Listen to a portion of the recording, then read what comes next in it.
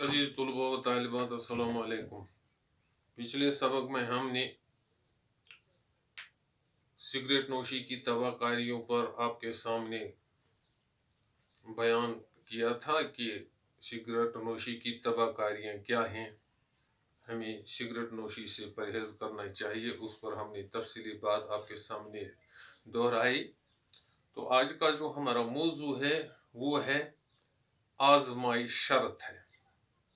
यानी आज का जो ये हमारा सबक है, इसका अनवान है आज़माई शर्त। एक बूढ़े ने अपने अकलौते बेटे को मरते वक्त नसीहत की कि बेटा, आज़माए बगैर किसी को अपना दोस्त नहीं बनाना। अपने रिश्तेदारों और जिनके साथ आपको कुर्बत है, कभी कभी उनको भी आज़माया करें ताकि आपको नसीहत हासिल हो जाए, एक सबक आप सीख पाए। तो बूढ़ा जब मर जाता है तो चंद दिनों के बाद उसके बेटे को बाप की नसीहत याद आती है।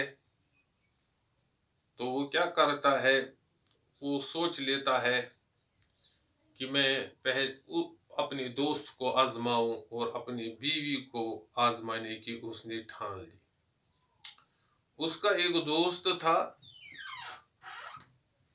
वो मकामी हाकिमों के लिए मुखबिरी का काम करता था, और बगैर आजमाए उसने उसको अपना दोस्त बनाया था।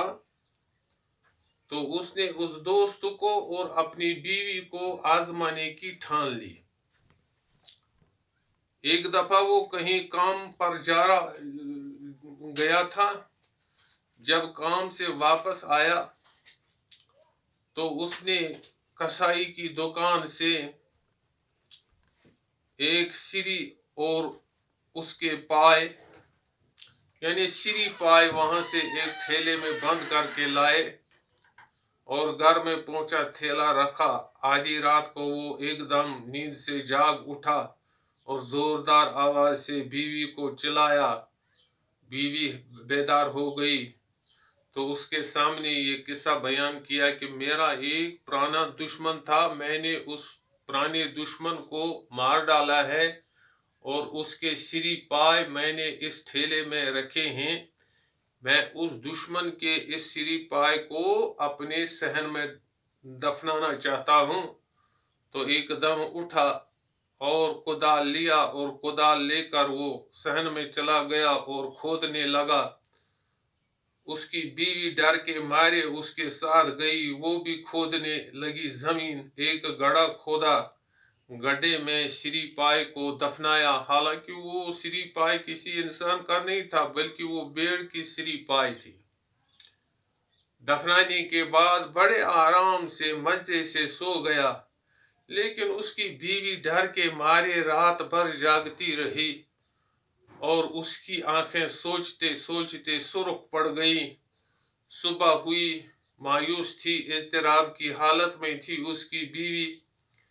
तो ये जवान काम पर चला गया तो उसका जो दोस्त था, उसका गुजर वहां से हुआ।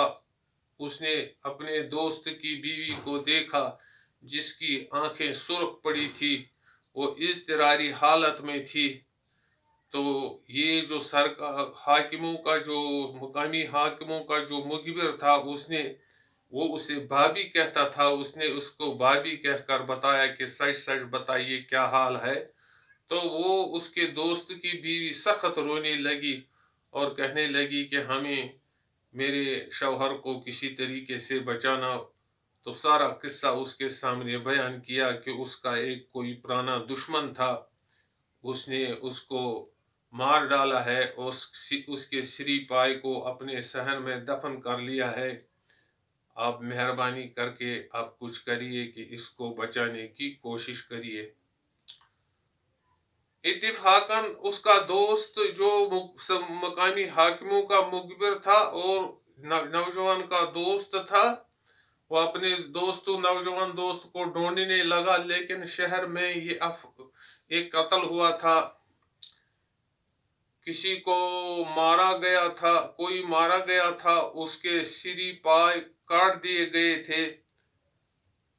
तो लेकिन वो जिस घर का वो मकतूल था वो बड़े असर वाले थे, रसूख वाले थे। उन्होंने सरकार की तरफ रुजू किया और सरकार ने मुलजिम को ढूंढने की कोशिश की।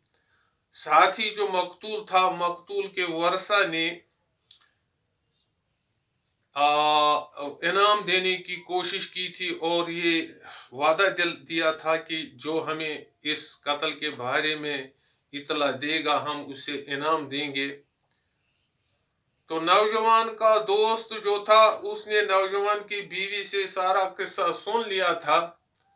इनाम की लालच में उसने पुलिस को इतला दी और पुलिस को इतला देकर वो इस नौजवान की तलाश में निकले।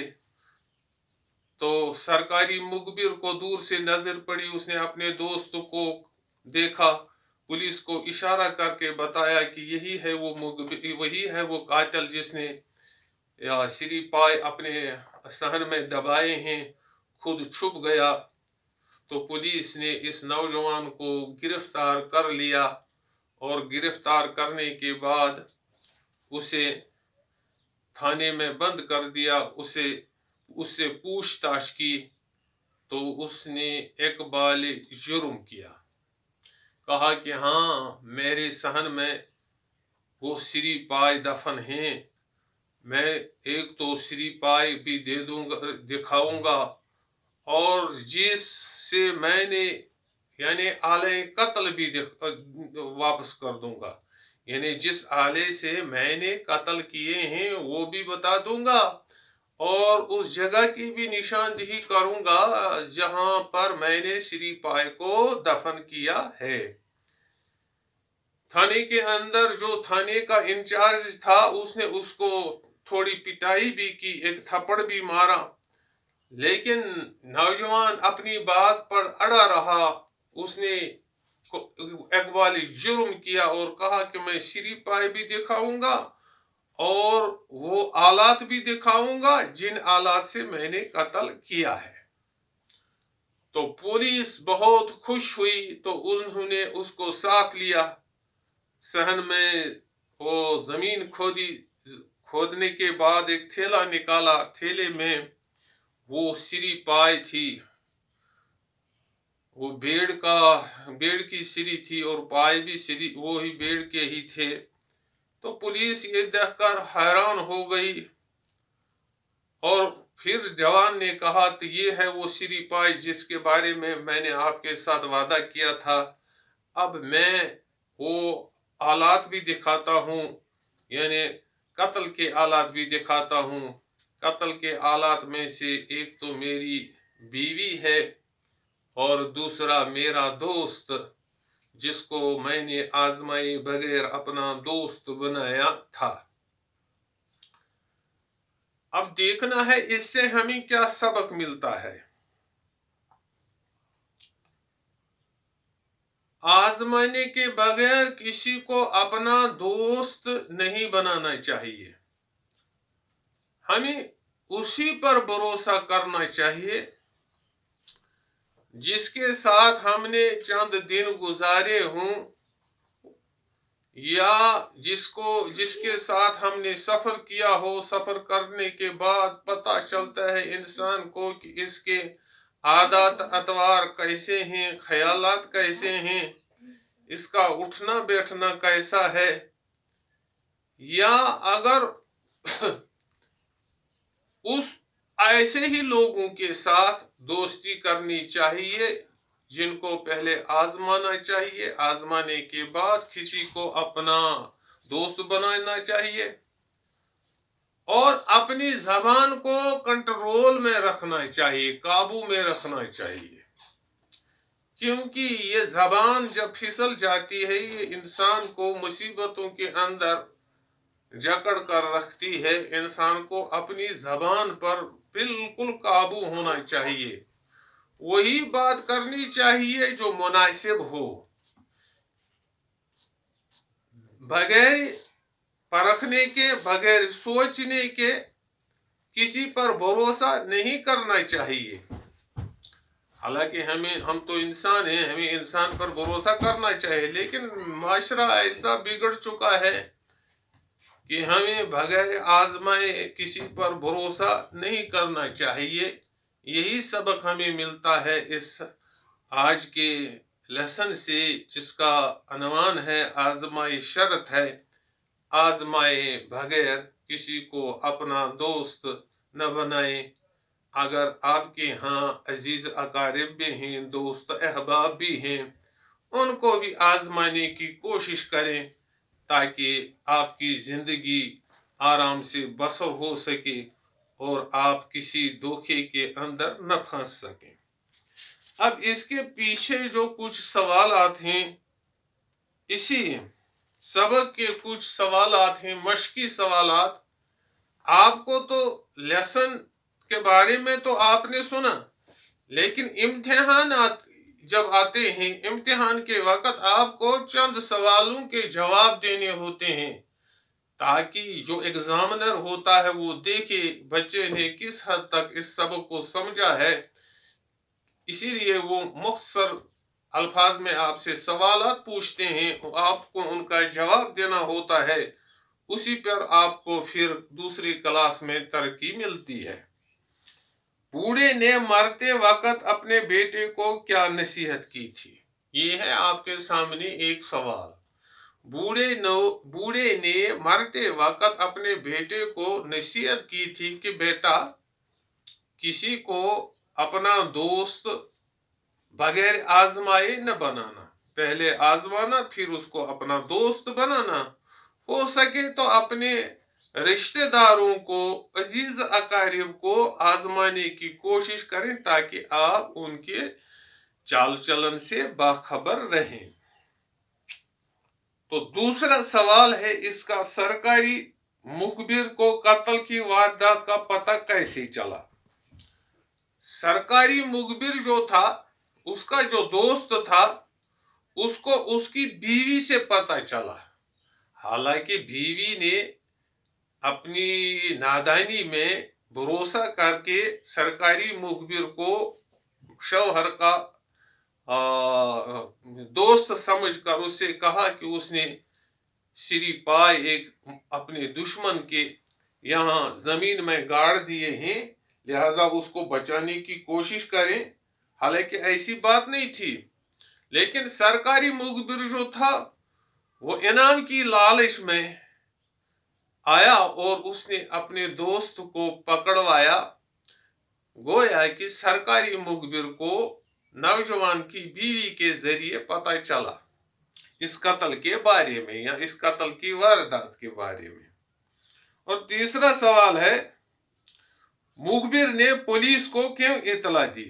انعام کی لالچ میں مخبر نے پولیس کو اطلاع دی اس لیے کہ تاکہ وہ انعام حاصل کرے، کیونکہ جو مقتول تھا جس کے بارے میں تھانے کو اطلاع ملی تھی وہ کسی اچھے گھرانے کا آدمی تھا، وہ اثر رسوخ رکھنے والے تھے، تو انہوں نے مقتول کے ورثاء نے انعام دینے کا اعلان کیا تھا، لہذا مخبر انعام کی لالچ میں آ کر اس نے پولیس کو اطلاع دی۔ چوتھا سوال ہے، نوجوان نے قتل کا ڈھونگ کیوں رچایا تھا؟ نوجوان نے اپنے بوڑھے باپ کی نصیحت پر عمل کرتے ہوئے اپنی بیوی کو اور اپنے دوست کو آزمانا چاہا، اور ان کو آزمانے کے لیے ہی اس نے یہ ڈھونگ رچایا تھا۔ اور پانچواں، اس کہانی سے ہمیں کیا سبق ملتا ہے؟ اس کہانی سے ہمیں سبق ملتا ہے بغیر آزمائے کسی کو اپنا دوست نہ بنانا، اور جن لوگوں کے ساتھ آپ کا اٹھنا بیٹھنا ہو ان کو آزمانے کی کوشش کریں تاکہ آپ زندگی میں دھوکہ نہ کھائیں، یا خدا نخواستہ آپ اپنے عزیز اقارب کے ذریعے یا دوست احباب کے ذریعے کسی مصیبت میں نہ پھنس جائیں۔